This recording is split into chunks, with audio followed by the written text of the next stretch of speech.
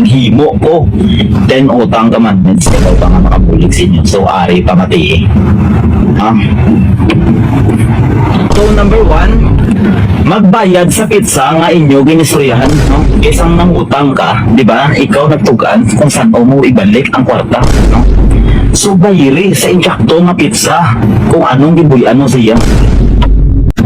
Ikaduha, hindi ta magliko kag hindi ta magduko-duko once na sumasugata tang ginutangan ta. Hindi po nagliko ka tuya ka nalipot na nakadalasa ka tuya sa mga ano to itong binadyo pa, hindi ka magduko kaya ka man nasala siya nangutang ka lang, no? Ang mayo paguro kong tanguan mo sa kag munuhon kung saan o ka mabayan di ka hidukan mo imo ya ay ato ba nga inutangan mo tao. Ikatatlo, bayaran sang buo kung pila ang ginutang mo, no? Kasi nangutang ka, buo ang nakuha mo. Ang ngayon pag binayaran na yan, may mga tunga na yan, tapos bayaran sa bulan ng tunga. Ano na yan? Kintagaan niya ka bilog sa nangutang ka. So hindi na yan pwede nga tungaon mo. O, diba? So bayaran mo, bilugon mo. Ikapat, hindi na pagulat ha, nasukton ka pa, no? Sa totoo lang bang kaunta mo, ang ginutangan nyo pa na yan, nauya ang manukot sa inyo. Sila pa na yan, nauya. So, muna tandaan nyo, no, dapat kita nga manukotang, mga responsable, mantablagista. No, hindi ka palipat-lipat, hindi pa bungol-bungol na. Ay, tigbayad ko na to.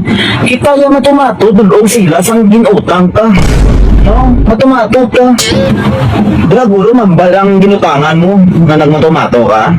Saan ka naman duwat mo lang? Hindi, di ba ka namin? Muna dapat. Ikalima. Hindi ka nang feeling agrabyado, sukto na ta. No? Isa nang utang ka, kabuot man sa imo. Do kabu ang kamot mo sang pagsalod sang kwarta nga ginulam mo. Ang naging sukot ka na. Di po. Sugisog na sa imo ya. So hindi dapat mo na. No? Hindi ka muna. Kagi ka ano, magpakanubo sa ginutangan ta. No? Di kayang ginutangan o kayang madyasi mo. No? Do sila kayang paludhon mo yan si mo. Susuli. Hindi ito dapat magamuna. Ikapito, hindi pag-isend zone sa messenger ang ginutangan mo.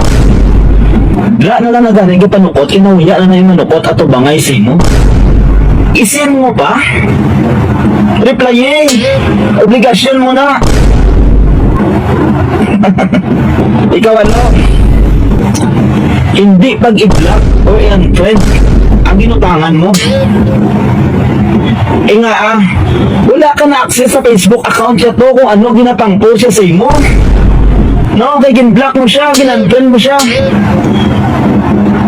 Gin-mention ka na to or gin-post na to picture mo saan kung ano-ano to pinangambal niya sa imo.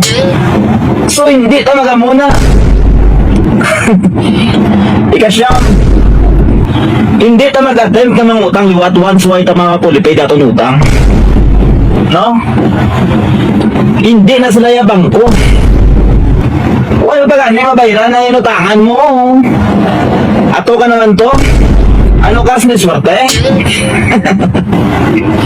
Kag ikapulo, mas malala. Likawan ta mag-post sa FB isang feeling blessed. Once hindi pa bayad ang tanan ng mga utang. Oo, binibibang tao sa ato na gabi siya muna eh. Buka kong diin lang itong mga lugar, no? Kung ano, sosyalan, mga restaurant, kung ano pa.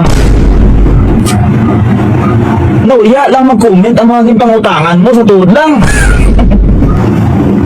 Kung makakomment ang naguro, ambot lang. So, likawan ta na, no?